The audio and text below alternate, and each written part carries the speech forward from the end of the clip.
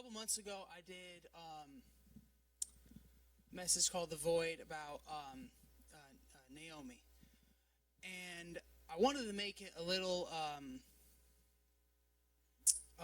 like a little series, and I never went back to it. So this is going to be a part two of "The Void," and this one is going to be on King Solomon.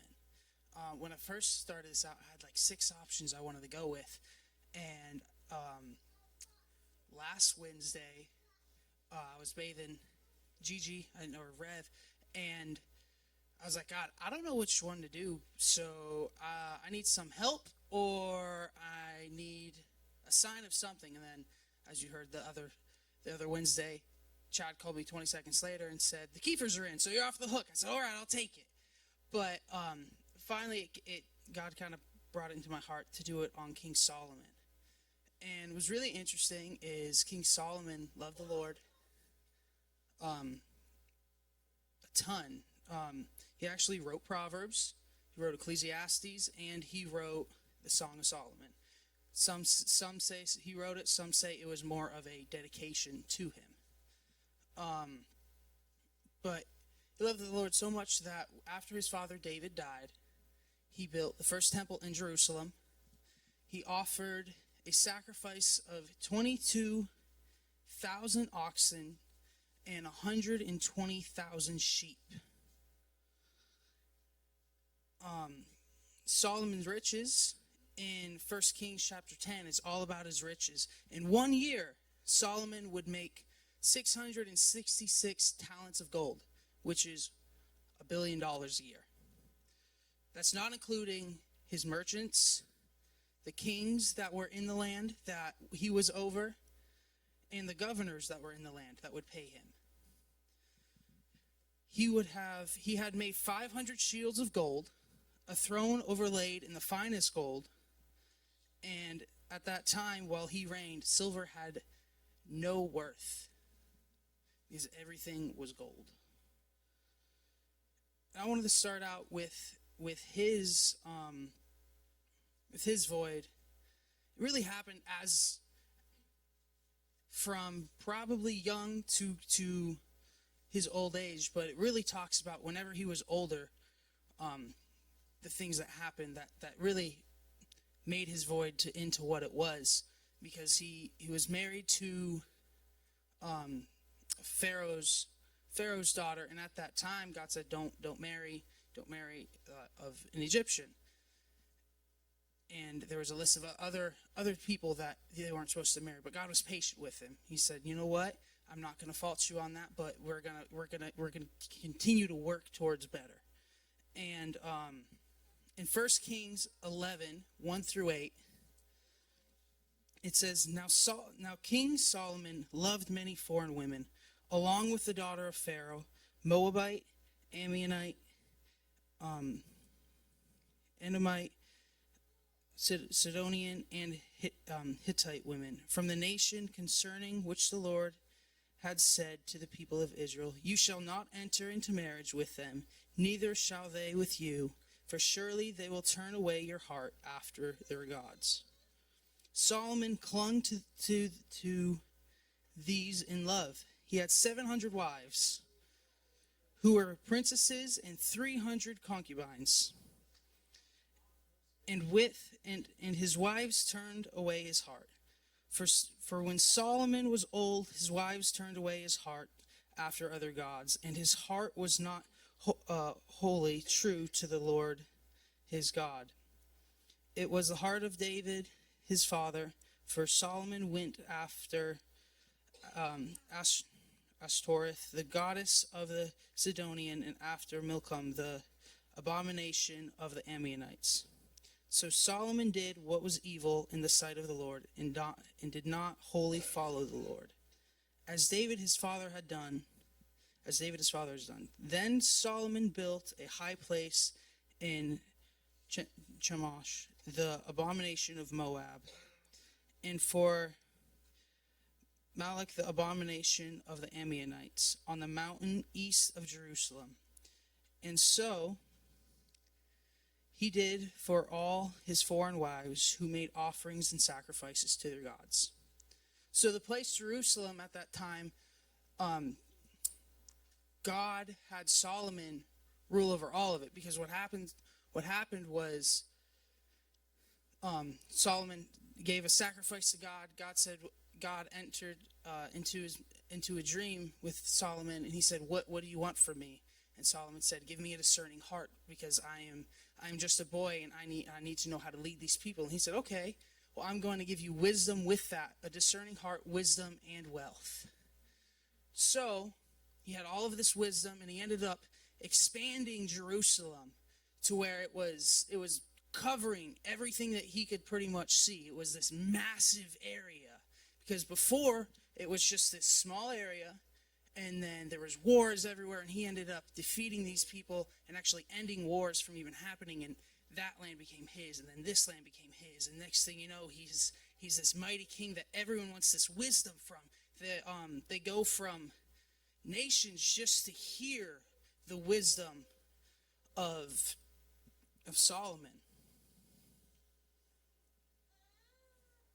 But in his old age, his wives turned his heart away from God.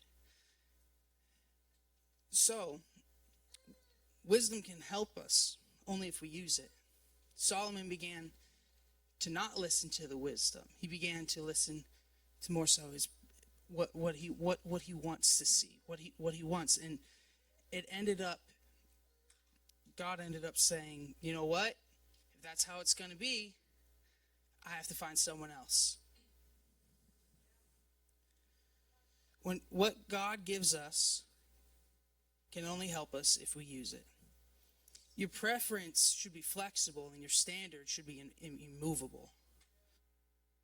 Solomon decided to go after his preference. He preferred how this woman looked, so he ended up taking her in. But his standard was in the Lord, but it slowly became, well, I'm going to go after my preference instead. And slowly, because it wasn't this all one and done thing. It was a slowly one step at a time. And what happened was he slowly turned his heart from the Lord. And what happens is he became lukewarm. So God said, "I'm going to spew you out. And guess what? Now I have to raise someone else to rule the kingdom. And I'm going to take everything from you while you are alive and leave you one nation. And that is only because of your father David. That is because he loved me. And I told him I would not take the nation Jerusalem from your son's hand." Your preference should be flexible. Your standard should be immovable. Daniel could have not prayed for the 30 days, but he decided to pray because he had a standard. Shadrach, Meshach, and Abednego could have just bowed, but they had a standard. So they ended up going to the furnace, but because they stood on their standard. David could have killed Saul time after time after time, but God told him not to, and he listened to God because he had a standard. Esther could have stayed in the luxury of just being a queen, but she had a standard, so she had to stand up to the king that could have put her to death at any time because she had a standard. Jesus could have fled when he said, "Lord, take this cup from me," but he knew he had a standard. Something I realized when I was studying for this, all this talk about the void, and I kept going deeper with it, and then I realized there will always be a void. Because what happened is why there will always be a void, because in the garden, when man ate that fruit, sin entered our life. So what happened was sin had to replace something inside of us to be there. So now it's this battle between being righteous and being sinful, and it's this back and forth. So we're full, and then we're empty, and then it's this ongoing process. God can fill us with purpose, though. He can fill that void with purpose. When we live out God's purpose faithfully, we begin to reap a harvest. And a lot of the time when people see that harvest, they either get, one, jealous, and two, talk about you, all of these things. They just think they were just lucky. They were born in it. Family was rich, or the classic, they were just an overnight success. What people don't see is the hard times, the hopelessness, the struggle. the crushed spirit, the falling down and getting up over and over and over again, and continuously falling and sinning and then repenting and then getting back up on your feet and saying, I know I have this purpose. I will stand on this because I have a standard in my life.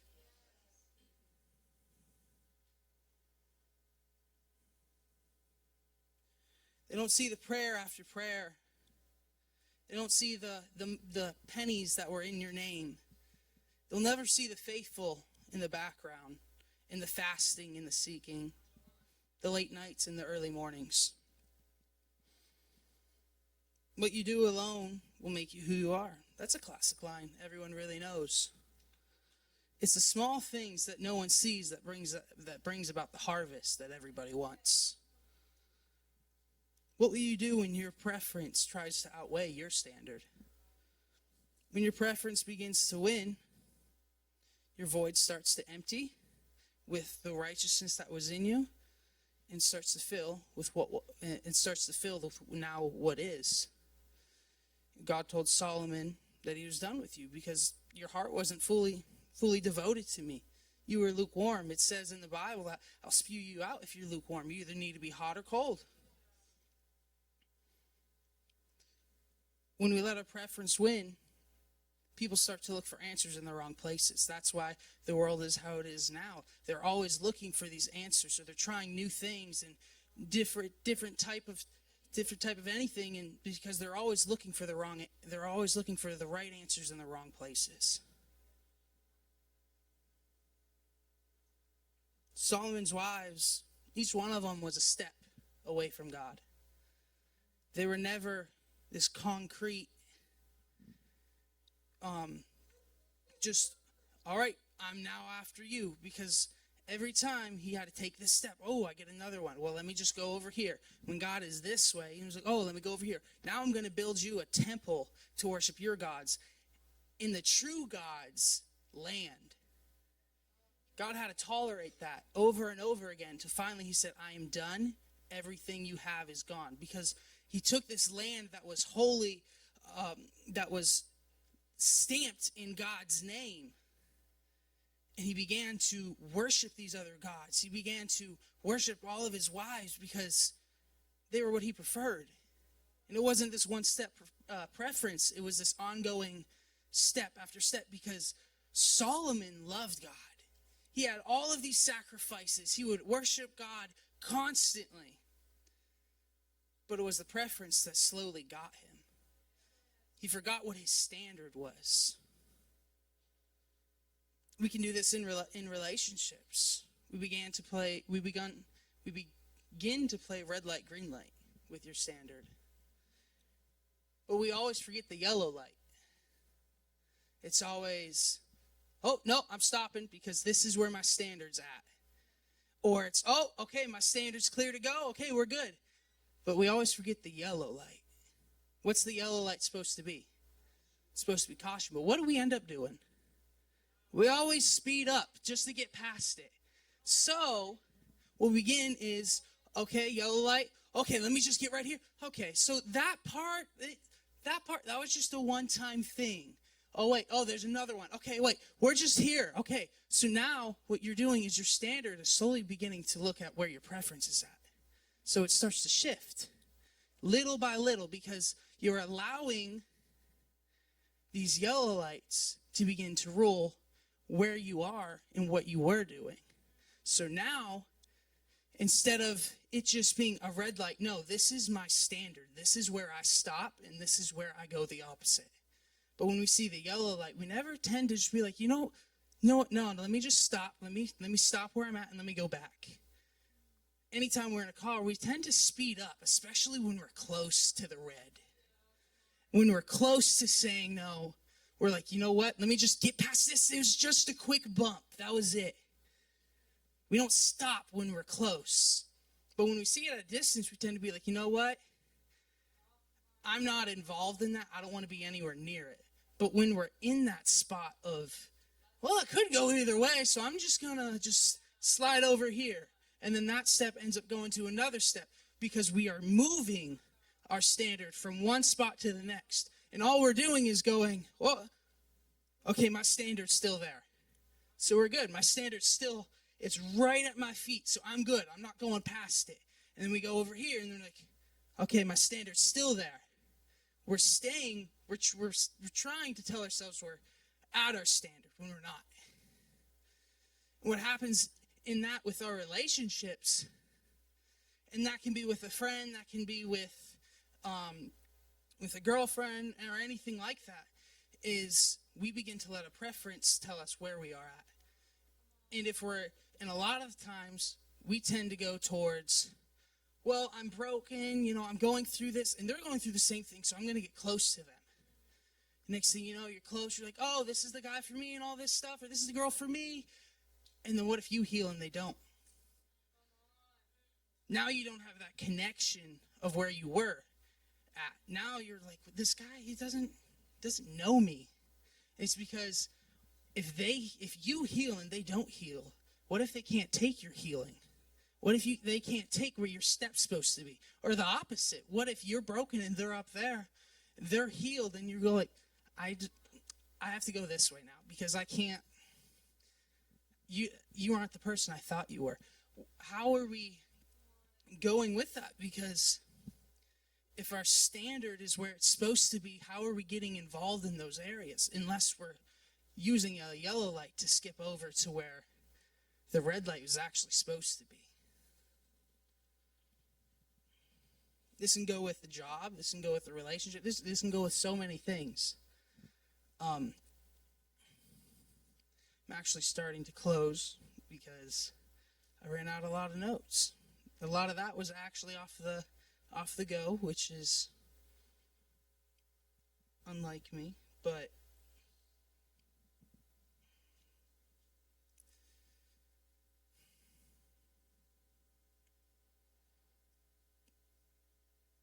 we all have a purpose. We all have a meaning, but really it's just where do we keep our standard at? Because Solomon, he kept changing his standard. And when he would look back, it was always right behind him. He said, I still follow God. So I'm just going to keep going my way. I'm going to have all of these wives. I'm going to have all of these riches. And I'm going to continue to grow my wealth over and over again. Instead, he's just drowning in this hopelessness of, I just have to fill it. I have to fill it with this gold. I have to fill it with all of these wives. So I'm going to keep getting them over and over and over again. Just to feel like I've done something in my life. When God really, he has a purpose for you. And he's trying to put a standard, but are we allowing this standard to stay? Or are we continuously changing this standard because we would rather chase our purpose? Our preference rather than our purpose. So if Chad was to come out, I'm about done. But I just want to ask again, your preference should be flexible and your standard should be immovable. What will you do when your preference tries to outweigh your standard?